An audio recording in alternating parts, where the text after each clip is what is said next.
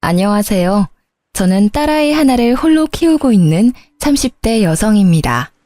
사연글 읽는 걸 스트레스의 하나로 여겼는데 제가 이렇게 사연글을 작성하게 될 줄은 꿈에도 몰랐네요. 저에게 이런 말도 안 되는 일이 일어날 줄이야. 그래도 이혼 과정이 잘 마무리가 되어 이제야 한시름 놓게 되어 이렇게 여러분께 제 이야기를 들려줄 수 있게 됐어요. 저와 남편은 5년의 연애 끝에 결혼한 케이스예요. 그만큼 서로의 장단점을 알고 있었기에 신중한 결혼이었지만 연애와 결혼은 다르다는 말을 실감한 결혼이기도 했죠. 저는 그리 잘 사는 집 딸은 아니지만 사회 초년생 때 부모님이 돌아가셔서 유산이 좀 있었어요. 결혼 기간 동안에는 그 부분을 남편에게 말하지는 않았죠. 왜냐고요? 남편은 돈을 너무 사랑하거든요. 일명 과시욕의 현신. 그런데 결혼하고 보니 시댁에도 과시욕의 현신이 한 분 더 있더군요. 바로 우리 시모였어요. 시모는 제가 부모가 없다는 것도 친정에 돈이 없다는 것도 무척이나 싫어하셔서 결혼을 엄청 반대했어요.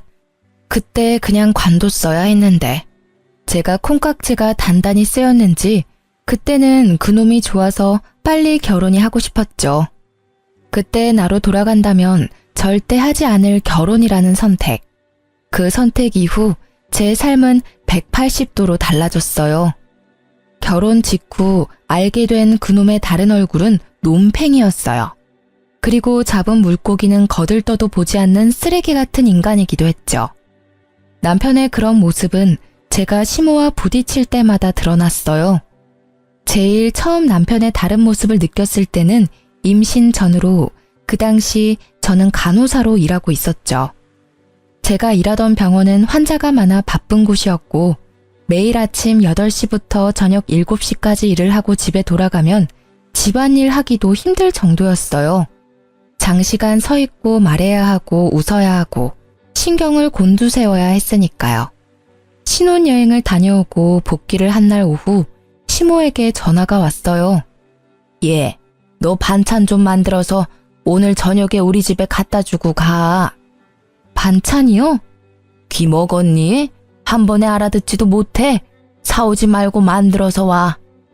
저는 힘든 몸으로 장을 봐서 반찬을 만들어 시모의 집으로 갔습니다. 이미 시간은 9시가 훌쩍 넘어 있었어요. 어머님, 반찬 만들어 왔어요. 넌 왜 이렇게 늦어? 식탁 위에 반찬 올려놔라. 반찬을 올려놓자 시모는 손에 일회용 장갑을 끼고는 젓가락을 들고 왔어요. 그러더니 제가 만든 반찬의 냄새를 맡고 한 입씩 맛보더군요. 좀 이리 하나같이 맛이라고는 없니? 이래가지고 내 아들 아침밥이나 제대로 만들어주겠어? 그러면서 제가 보는 눈 앞에서 제가 방금 만든 반찬을 음식물 쓰레기통에 탈탈 털어넣기 시작했어요. 그리고 그걸 보는 제 멘탈도 탈탈 털리고 있었죠. 부모 없는 건 티가 안 날래야 안 날 수가 없어. 배운 게 없으니 음식 맛이 이 모양이지. 너 내가 됐다고 할 때까지 월, 수, 금 반찬 만들어서 와. 내가 지정하는 걸로. 알았지? 그러면서 마지막에는 자기가 버린 음식을 담은 봉투를 제게 건네며 나가는 길에 버리라고 시키기까지 했죠. 정성스레 만든 반찬을 가져오자마자 내 손으로 버리는 그 기분 정말 더러웠어요.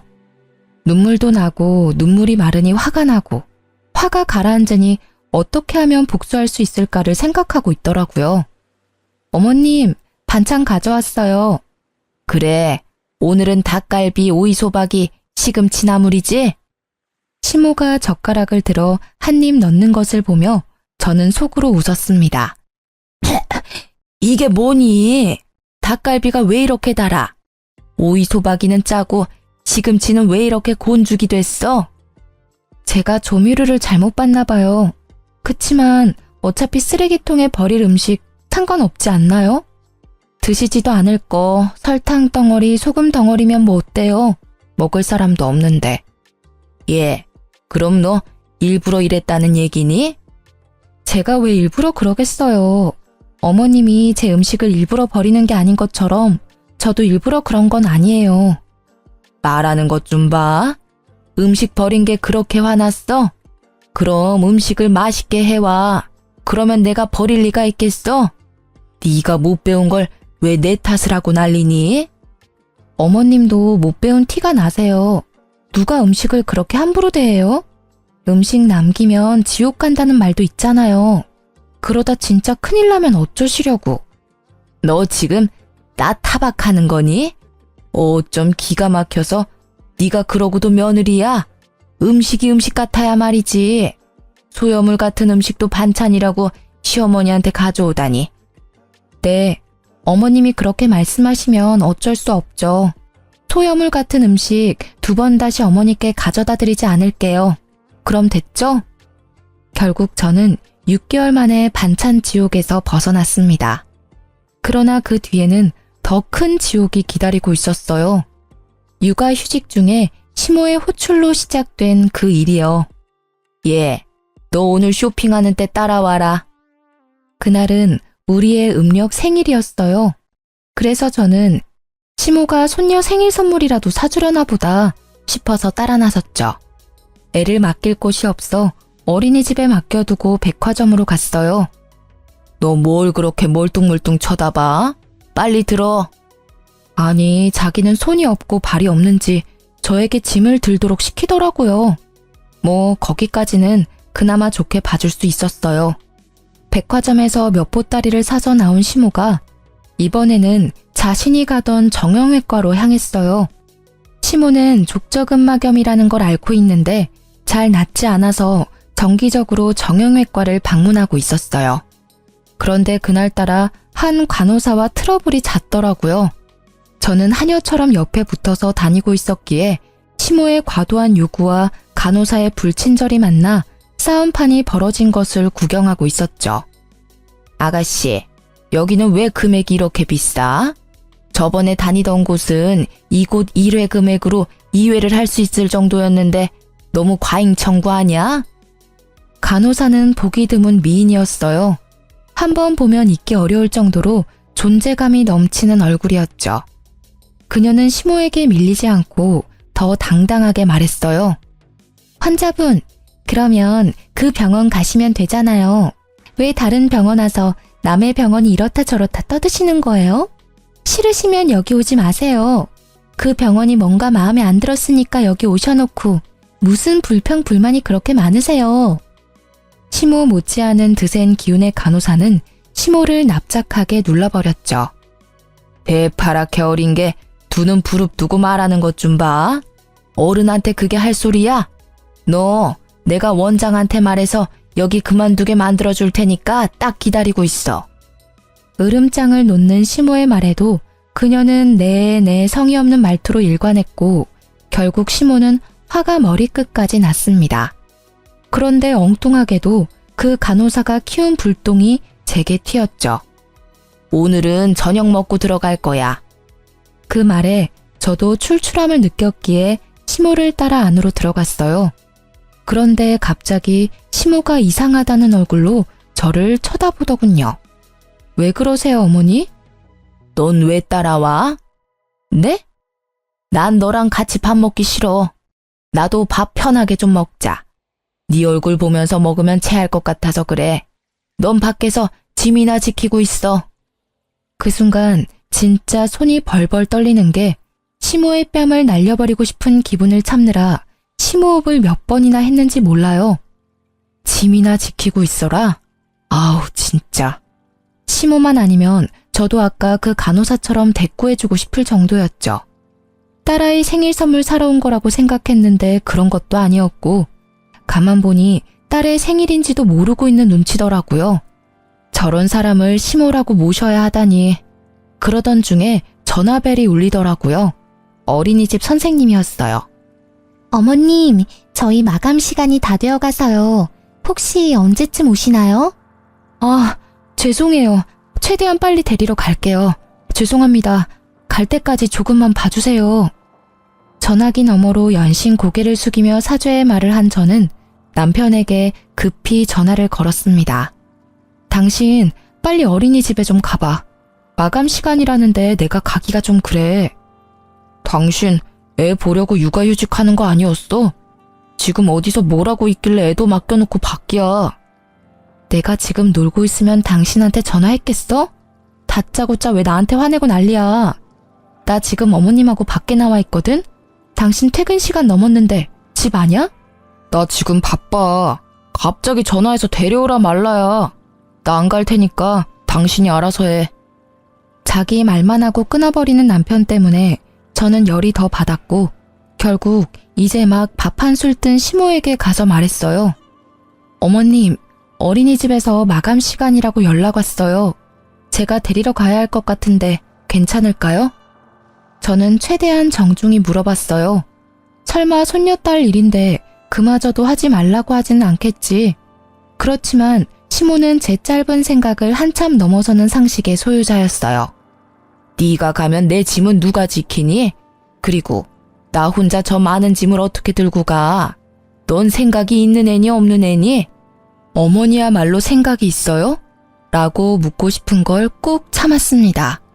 그리고 다시 정중하게 말씀드렸어요. 어머님, 어린이집 마감이면 선생님도 집에 가셔야 해요. 우리 애 하나 때문에 선생님 힘들게 할 수는 없는 노릇이잖아요. 그게 그 사람들 일 아니니? 바쁜 사람 위해서 어린이집이 있는 거지. 그렇죠. 바쁜 사람을 위한 어린이집이죠. 그런데 저는 바쁜 일이 없으니까 그만 가보겠습니다. 어차피 밥은 어머님 혼자서 드시고 짐은 발이 달린 것도 아닌데 알아서 잘 있겠죠. 집에 가실 때는 알아서 하세요, 그럼. 야, 너 어디 가? 짐 하나라도 없어지면 네가 책임질 거야? 당장 이리 오지 못해? 제 등 뒤에서 고래고래 고함을 지르는 시모를 모른 채 하고 저는 택시를 타고 어린이집으로 갔습니다. 택시 안에서 초조하고 미안한 마음에 눈물이 다 나더라고요. 두 번 다시 내가 저놈의 시모 믿나 봐라 하는 마음만 가득했어요. 애는 늦게까지 혼자 있어서 그런지 시무룩해 보였어요. 저는 백화점에서 딸 생일 선물 하나 사오지 못한 저를 원망했어요. 점심때 어린이집에 맡기면서 우리 딸 생일 선물 사오겠다고 말했는데 그걸 지켜주지 못해서 속상했거든요. 집에 와서 아이를 재워놓고 나니 억눌렀던 화가 차오르는 것이 느껴졌습니다.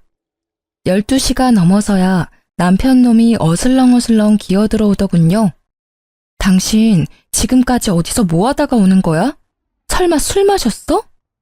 그래, 술 한잔 했다. 왜? 마누라가 집에서 보라는 애는 안 보고 싸돌아다녀서 열받아서 한잔 했어. 아이고, 애 좀 데리고 오라고 했더니 한밤중까지 술을 쳐드시고 오셨어? 당신 나하고 애한테는 신경도 안 쓰지? 내가 못 간다고 이야기하면 당신이라도 가야 하잖아. 오늘 애가 시무룩해서는 그게 내 잘못이야? 따지고 보면 당신이 육아휴직하면서 집에서 쉬는 주제에 빨빨거리고 돌아다닌 게 잘못이지. 내가 어디 갔었는지는 알고나 하는 말이야? 어머니가 불러서 나갔어. 나더러 짐꾼 시키고 어린이집 간다니까 가지 말라고 하더라고. 애기 생일이라 난 또 생일 선물이나 사주려나 싶어서 나갔지. 선물? 선물은커녕 사람을 식모처럼 부리는데 어떻게 둘이 그렇게 똑같아? 똑같이 무신경하고 제멋대로야. 야, 너 우리 엄마 욕하는 거야? 가만히 보면 너는 우리 엄마에 대한 존중이 없어. 엄마가 일부러 그랬겠어? 곤란하니까 그랬겠지. 네 생각만 하지 말고 다른 사람 생각도 좀 해. 아니, 저녁 시간에 어머니는 식사하러 들어가시고는 나한테는 밖에서 짐 지키라는데 당신은 이해가 돼? 나는 어머님이 일부러 그랬다는 생각밖에 안 들어. 며느리 시집살이 시키는 거로밖에 안 보인다고. 밥도 못 먹고 밥 먹는 거 지켜보면서 멀뚱히 서 있는 게 얼마나 비참한지 당신은 이해할 수 있어? 그래서 꼴랑 밥 한 끼 못 먹게 했다고 이 난리야? 그게 그렇게 억울해? 자, 돈 줄 테니까 가서 먹고 와. 아주 배 터지게 먹고 와. 그럼 되겠네. 갑자기 지갑을 열어젖힌 남편이 제 얼굴로 10,000원짜리 한 장을 집어 던졌어요. 순간 그 치욕과 더러운 기분이 한데 뭉치면서 제 눈깔도 돌아버렸습니다. 이 인간이 돌았나? 지금 내 얼굴에 돈을 던져? 내가 지금 돈 없어서 그러는 줄 알아? 사람을 하녀처럼 부려먹는 당신 엄마한테 열받아서 그러지. 당신 엄마? 이게 오냐오냐 하니까 시어머니를 뭐라고 생각하는 거야? 그리고 돈 준 게 싫어? 너 매일 입만 열면 돈 없다 앵앵대잖아. 그리고 남들은 애 보면서 살림도 잘만 하는데 당신은 그거 하나도 제대로 못해서 바쁜 사람 오라가라야? 진짜 한 대 패버리고 싶은 걸 겨우 참았어요. 저놈이 지금까지 돈 없다는 제 말을 이런 식으로 받아들인 줄 몰랐어요. 매번 남편 사치를 말리려고 돈 없다고 자제시킨 것뿐인데. 그래, 남의 남편들은 일하면서도 애한테 어찌나 지극정성인지. 그에 비하면 우리 애 아빠라고 있는 놈은 그 와중에 자기 엄마랑 똑같이 애 생일까지 잊어버리고 바로 어제 이야기했는데 애 얼굴 보는 거 미안하지도 않니? 음력 생일이 뭐가 중요한데 양력 생일 챙겨주면 되잖아. 이러니 내가 당신을 못 믿지. 당신 아버님이 음력 생일 지내라고 한 거 잊었어? 어떻게 아버님만 연락 올 수가 있어? 당신이 오늘 어떻게 나오는지 보고 아버님한테 말할까 말까 고민했는데 안 되겠어. 내일 당장 전화해서 이야기할 거야. 잠깐만. 그런 걸로 무슨 전화까지 해. 좋아. 그럼 내일 가족끼리 가까운 동물원이라도 갔다 오자. 우리 딸 동물원 좋아하잖아. 헬렐레 하던 남편을 바짝 긴장하게 만든 건 제가 아니라 시부였죠. 남편은 시부가 운영하는 작은 회사에서 관리직이라는 명목뿐인 직급으로 일하면서 월급을 받고 있거든요. 게다가 월급 외에도 손녀 용돈이라는 명목으로 매달 몇십만 원씩 주셔요. 몰래 저한테만 따로 용돈도 주시고요. 그만큼 시부는 며느리와 손녀딸에게 잘해주셔요. 진짜 남편놈한테 화나면 다 때려치고 싶다가도 할아버지 품에서 방긋방긋 미소 짓는 딸 생각에 내가 참자고 포기할 때도 있었어요. 제발 정말로 이제 좀 잘하자. 그리고 당신 어머니한테 말 좀 해줘. 매번 불러내시면 이번에는 진짜 아버님께 말씀드릴 테니까. 그래, 내가 엄마한테 전화해서 잘 처리할게. 잠깐만 기다려봐. 지금 당장 전화할게. 그러더니 생각이 있는지 없는지 새벽 1시에 시모께 전화를 하지 뭐해요. 저는 어이가 없었지만 시모도 된통 당하길 마음으로 막지 않았어요. 엄마는 왜 애 잘 보고 있는 주부를 불러다가 그런 일을 시켜?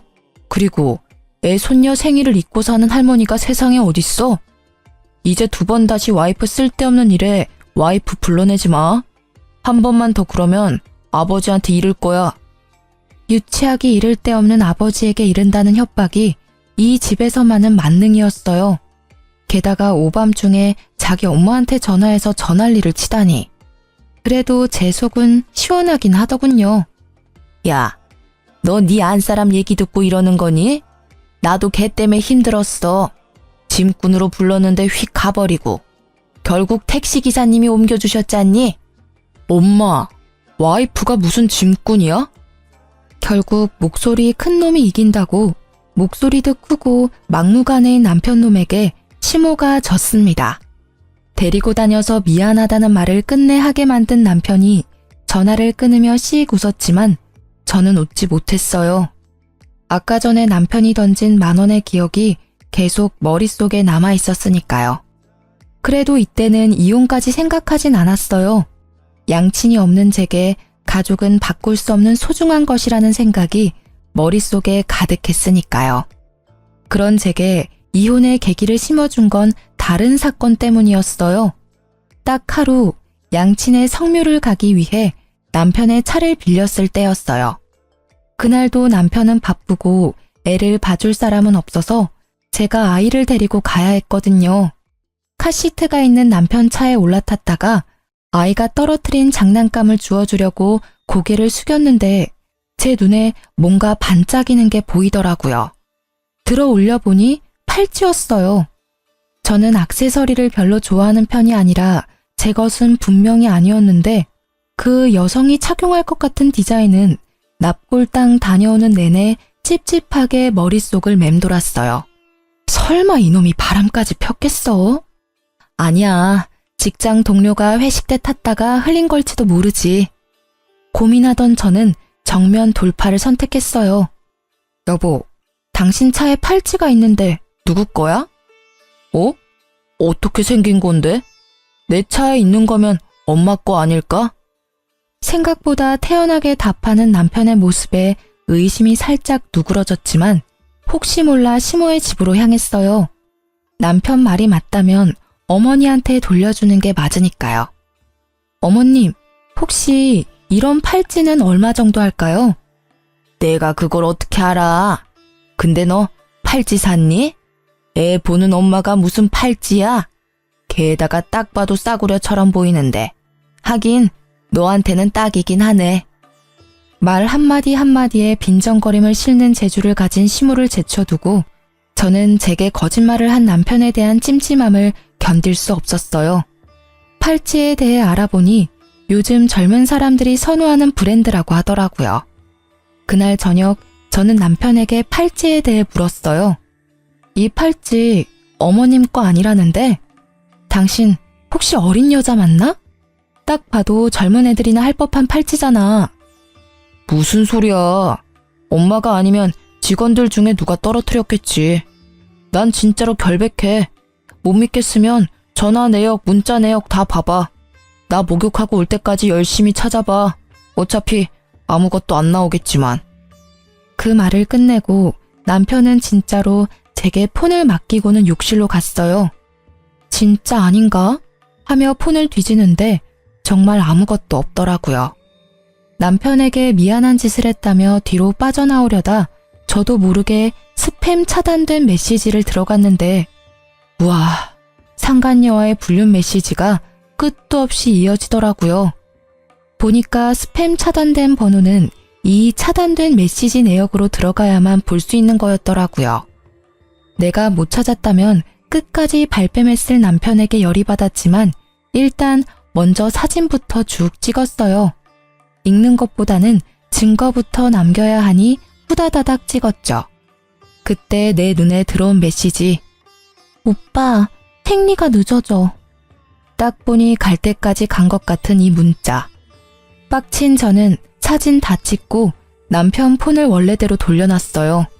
그리고는 제 폰의 녹음 기능을 켜고 놈이 나오기를 기다렸죠. 당신 폰 진짜로 내가 뒤져봐도 돼? 정말 맹세코 바람 안 폈다고 말할 수 있어?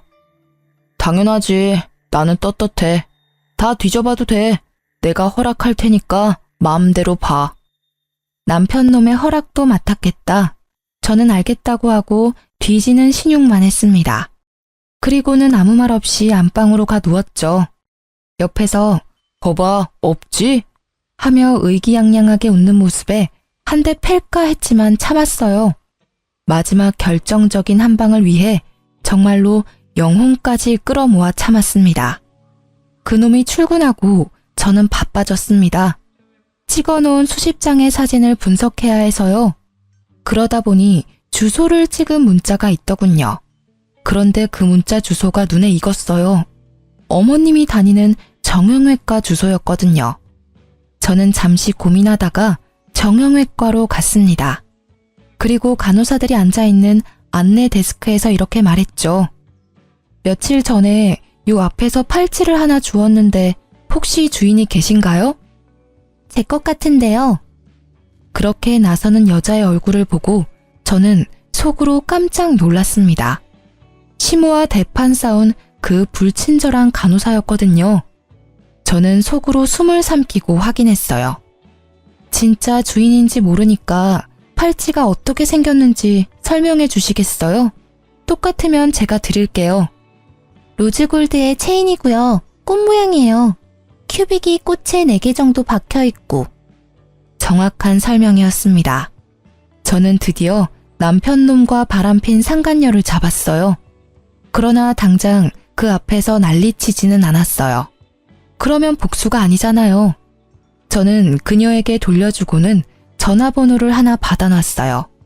상간녀가 제게 뭐라도 사겠다고 하길래 지금은 안 되니 나중에 제가 전화하면 와달라고 했죠. 이것도 인연인데 친하게 지내자면서요. 그리고 집에 돌아와 남편을 기다렸습니다. 그날도 남편은 상간녀를 만났는지 엄청 늦게 오더군요. 당신 바람 폈지? 무슨 헛소리야. 아니라고 몇 번을 얘기해. 그런데 어떡하지? 나는 이미 증거를 잡았는데. 뭐? 그런 게 있을 리가 없잖아. 그놈은 눈에 띄게 당황하고 있었어요. 그 모습은 틀림없는 불륜남의 불안함이었습니다. 그때 보여준 당신 폰에서 봤어.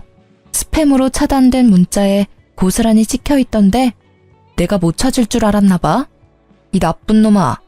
애한테 신경도 안 쓰고 늦게 쏘다니더니 바람을 펴? 이제 애가 1살이다. 당신 머리통에는 도대체 뭐가 든 거야? 애 아빠라는 생각이 있긴 해? 아, 그래. 폈다. 바람 좀 폈어. 맨날 집에서 들들 볶기나 하는 마누라한테 질려서 다른 여자 좀 만났어. 근데 그게 뭐? 내가 죽을 죄를 지은 것도 아니잖아. 솔직히 나도 당신한테 질려. 매번 우리 엄마랑 싸우고 나랑 싸우고. 나도 당신이랑 같이 살기 싫어. 이혼해. 진짜 돌았구나. 완전 갈 때까지 가셨네. 세상은 당신 같은 놈을 유책 배우자라고 해. 당신한테 유리한 점은 하나도 없다고. 그딴 거 난 모르고 딸 양육권, 친권만 있으면 돼. 어차피 당신은 경제권도 없고 아무것도 없잖아. 그러니까 당신은 애 못 데려가. 우리 딸이 황금알을 낳는 거위인데 당신이 가져가면 똥 되는 거야. 에라이 이 미친놈아. 딸을 돈 버는 기계로 생각해? 아버님이 주시는 용돈 때문에 애 데려가려는 거면 절대 못 데려가. 이혼하자고? 그래, 내가 못할 줄 알아. 이혼해. 소송 걸고 엉망진창으로 같이 싸워보자, 어? 지금 당장 어머님 댁으로 같이 가. 가서 이혼하겠다고 말씀드리고. 화가 머리끝까지 난 저는 시모 집으로 가는 차 안에서 시부와 상간녀에게 문자를 보냈습니다. 시모의 집 주소를 보내면서 지금 이쪽으로 오라고 말이죠. 갑자기 너희들 무슨 일이야? 둘이서 같이. 어머님, 저희 이혼하기로 했어요. 제가 말을 꺼내자마자 시모의 얼굴빛이 확 달라지며 눈을 반짝이더군요. 저는 속으로 웃었습니다. 남편놈의 상간녀가 누구인지 알고도 이렇게 좋아할 수 있을까요?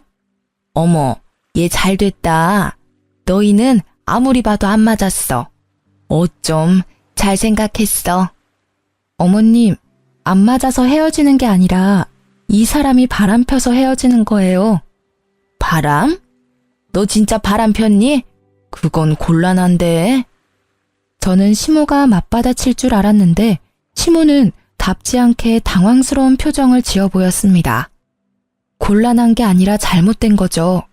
어머님은 아들을 어떻게 키우셨길래 그걸 당당하다고 말하는 거죠? 얘는 말은 똑바로 해. 사람이 바람을 피우는 데는 원인 제공을 한 너한테도 문제가 있어. 제가 무슨 원인 제공을 했어요? 제가 제발 좀 여자 만나라고 이 인간한테 여자를 들이밀기를 했어요? 아니면 여자한테 우리 남편 좀 만나달라고 빌기라도 했어요? 말을 참 이상하게 하네요? 잘못은 이 새끼가 했는데 왜 제 탓을 하세요? 네 꼴을 좀 봐. 그걸 나한테 물으면 내가 뭐라고 해야 하니? 네가 이렇게 추레하게 다니니까 네 남편이 바람을 피우지. 얼굴이 못생겼으면 돈이라도 많던가.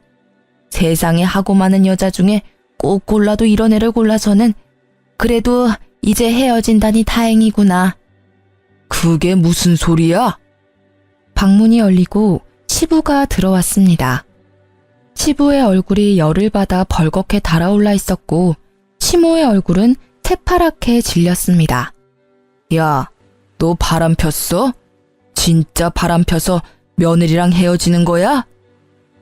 그게 바람을 핀 게 아니라 성격이 안 맞아서 헤어지는 거예요. 매번 엄마랑 싸우고 저랑도 안 맞고. 대신 애는 제가 데려올 거예요, 아버지. 아버님, 그이에게 상간녀가 있더라고요. 이게 바람 핀 게 아니면 뭐겠어요? 그 여자랑 결혼하겠다고 저랑 헤어지겠대요. 멍청한 놈, 전하의 몹쓸 놈. 핏줄 어디 안 간다더니 지 어미랑 똑같은 짓을 해?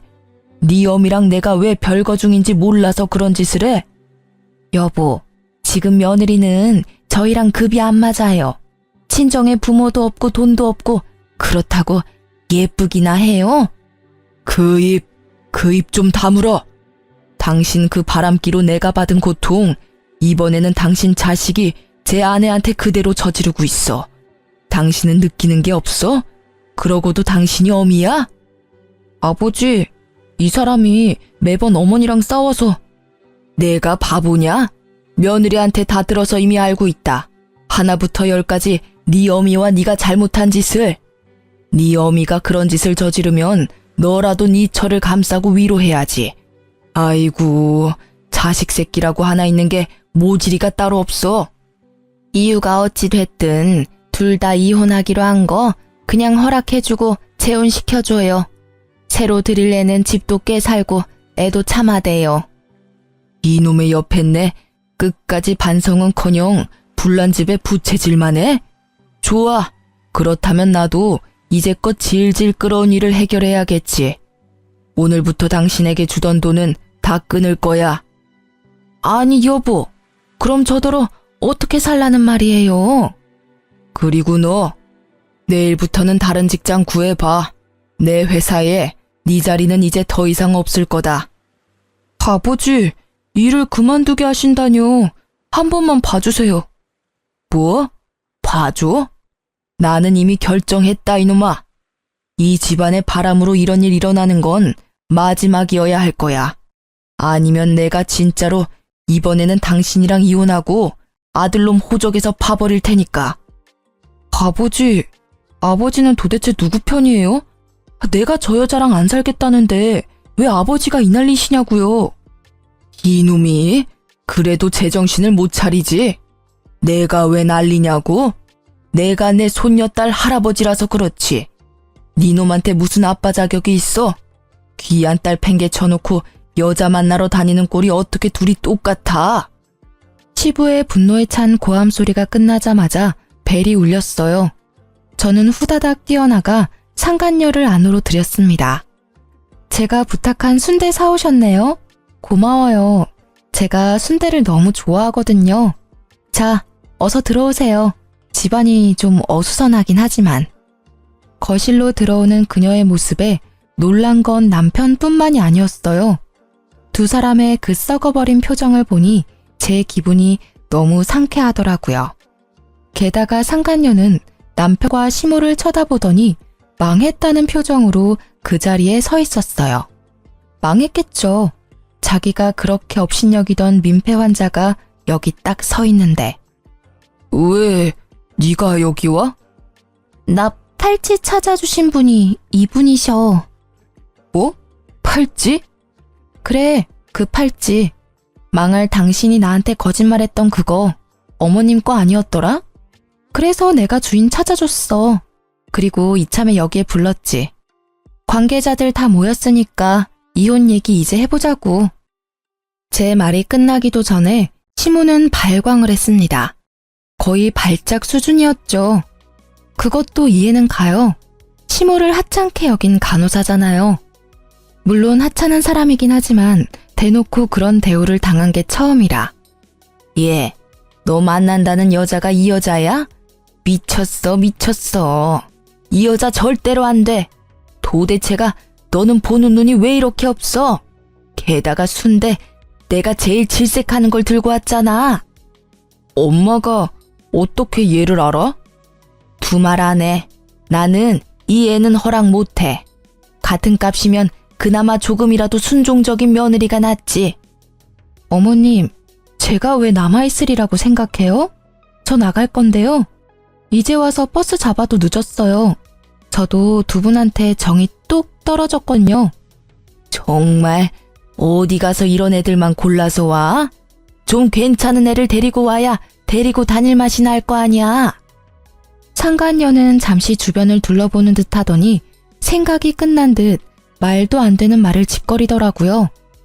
안녕하세요. 정하경이에요. 오빠와는 만난 지 1년 됐고 오빠와의 결혼을 진지하게 생각하고 있어요. 머리가 돌아버린 건지 원래 앞만 보고 사는 건지는 모르겠지만 아직 정식으로 이혼도 안 한 와이프 앞에서 당당하게 말하는 꼴을 보니 보통 꼴통은 아니구나 하는 생각이 들었죠. 그래요? 아직 이혼도 안 한 남자랑 결혼 생각을 하고 있어요? 부인 있는 남자랑 바람 펴놓고 상간녀라 그런지 얼굴에 철판을 깔았나 봐요. 세상의 모든 상간녀들이 다 그렇죠. 전 당당해요. 상간녀이기 전에 저와 오빠는 사랑하는 사이고 그걸 맡고 있는 사람이 아줌마니까요. 애를 빌미로 매번 협박한다는데 그게 아내가 할 행동인가요? 네가 뭘 안다고 입을 나불대? 애를 빌미로 협박? 네가 좋아하는 오빠가 그리 말하든? 웃기고 있네. 이렇게 순진한 아가씨가 여기 있네. 이보세요 상간녀씨. 당신 오빠는 기본적으로 애를 안 봐줘요. 애를 빌미로 협박? 당신 오빠가 애를 무서워할 것 같아? 정작 무서워하는 건 따로 있는데? 그리고 당신도 애를 가졌다면서 애를 빌미로 합법적인 남편한테 집에 관심 좀 가지라고 말한 와이프랑 애를 빌미로 애 있는 유부남 꼬셔서 결혼하자고 하는 상간녀랑 딱 봐도 누가 진짜 잘못한 건지는 뻔하지 않아? 그만해. 하경이 하는 말 다 100번 오라. 당신이 매번 딸을 방패 삼아 나한테 이렇게 하라 저렇게 하라 시키는 게 짜증났다고. 아이고 열분 나셨네. 그래요? 네 놈이 먼저 여자를 꼬셨어요? 그래서 잘하는 짓이다. 어? 어린 여자 임신시키고 나니 늙은 마누라는 필요 없다 이거지? 그래. 당신 같은 늙은 호박 나도 필요 없어. 헤어지자니까 왜 사람들을 불러 모아서 일을 크게 만드는데? 아, 제발 나랑 헤어져 줘라. 어? 알았어. 헤어져 줄게. 그치만 어머님도 아버님도 아셔야 하잖아. 우리가 왜 헤어지는지, 누구에게 잘못이 있는지, 누가 가정을 파탄냈는지. 말만 하면 다 내 탓이지. 그러는 너는 도대체 뭘 잘했다고 그렇게 큰 소리야? 나 잘한 거 없어. 그치만 잘못한 것도 없지. 나는 지금 횡단보도에서 신호 지키며 서 있다가 뺑소니 당한 기분이거든. 잘못한 게 없어? 매번 엄마랑 싸우고 나한테 이빨 들이댄 게 누군데? 엄마가 처음부터 당신이랑 결혼 반대할 때 알아봤어야 했어. 야, 돈 없이 커서 궁상 맞은 것도 하루 이틀이지. 어떻게 매번 돈 없다고 나를 들들 볶을 수가 있어? 망할 남의 편이 꺼낸 그 말이 비수가 되어 제게 꽂혔지만 저는 저놈 등 뒤에 칼 꽂을 생각에 기분이 더 좋아졌어요. 돈 없이 커서 궁상 맞은 나에게 몇 억의 유산이 있다는 걸 알면 이놈은 어떤 반응을 할까 싶었거든요. 솔직히 제가 상간녀를 부르고 남편을 부채질한 건 두 사람이 결혼했으면 하는 마음에서였어요. 저는 이 여자에게 주고 싶었어요. 제가 이 지랄 맞은 시모와 남편에게 당한 수모와 치욕스러움을 말이죠. 분명히 이 두 사람은 내가 없으면 다른 사람에게 똑같은 행동을 하겠죠. 이 상간녀가 왜 남편과 결혼하고 싶어 하는지는 눈에 선해요. 딱 봐도 남편은 돈 많게 생겼으니까요. 제발 둘이 결혼해서 너도 나처럼 눈물 흘리며 고생해봐 하는 마음뿐이었죠. 우리 둘의 설전을 말린 건 시부였습니다. 둘 다 그만해라. 여기서 단단히 내 일러두는데 내가 죽으면 당신하고 당신 아들은 내 유산 받을 생각 꿈에도 하지 마. 내 재산 반은 사회에 환원하고 반은 소녀딸에게 줄 테니까. 그 말만 남기고 시부는 떠났고 남겨진 두 사람은 설마 진짜 그럴 리가 있겠냐며 의외로 낙관적인 생각을 하더라고요. 그래서 제가 그들이 그런 생각을 못하게 진실을 알려줬습니다. 아버님이 저번에 변호사와 유언장 다시 작성했다고 하셨는데 다들 그건 잊고 계시네요. 거기 뭐라고 적혀 있을지 궁금하지는 않으신가 봐요? 저는 그렇게 말하고 그 집에서 나왔습니다. 집에서 딸과 제 물건을 챙겨 나오고서는 남편과 이혼소송 진행했어요. 부모님이 남긴 유산으로 교회에 적당한 집도 하나 사고 파트타임으로 일하며 일자리도 얻었어요. 그리고 제가 집을 샀다는 걸 어디서 들었는지 시모가 제 집으로 찾아왔더군요. 예, 잘 지냈니? 일하느라 애 보니 힘들지? 그래서 내가 반찬 좀 싸왔어. 시모의 몰골은 웃기지도 않았습니다. 언제나 명품을 휘두르고 있던 시모에게 명품이라고는 하나도 보이지 않았으니까요. 내가 많이 잘못했어.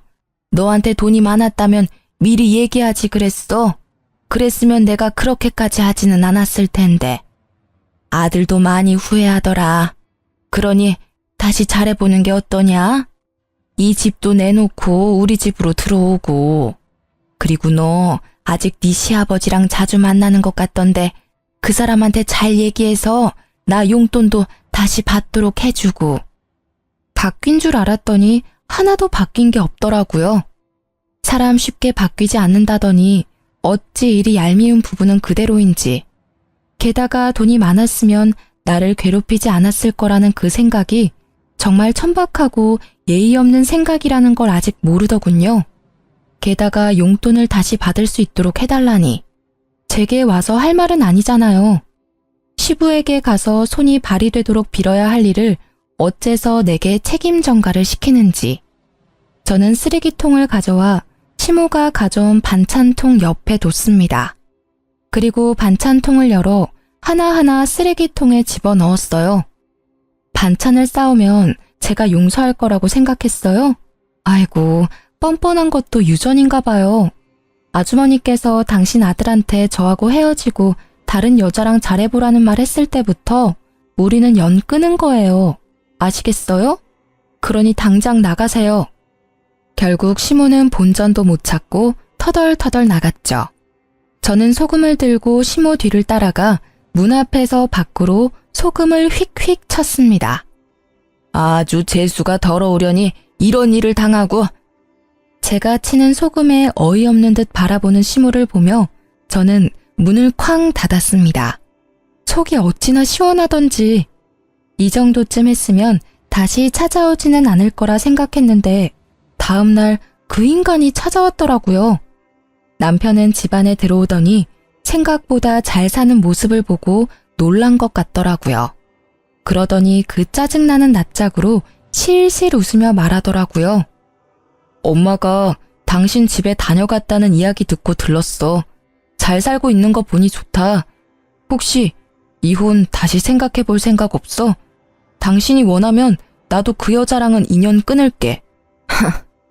내가 왜 당신 같은 놈이랑 다시 재결합을 생각해야 해? 이보세요, 아저씨. 정신 똑바로 차리세요. 지금 그 말부터가 이미 아웃이라고요. 뭐? 내가 원하면 그 여자랑은 인연을 끊어? 야, 이 모자란 놈아. 네가 최소한 나하고 재결합을 운운할 생각이었으면 그 여자랑 인연을 먼저 끊고 나한테 와야지. 순서가 한참 바뀌었잖아. 지금 살고 있으면서 무슨.